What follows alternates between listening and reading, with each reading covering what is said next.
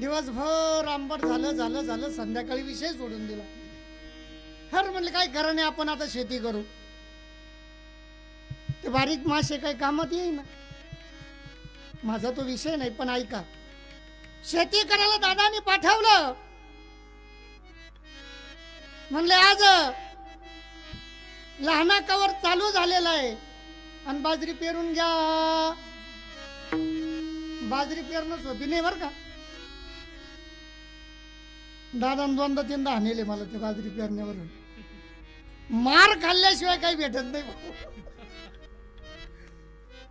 ती बराबर बोटातून पडली तर बरं, नाही तर मग 1 तास होत्या.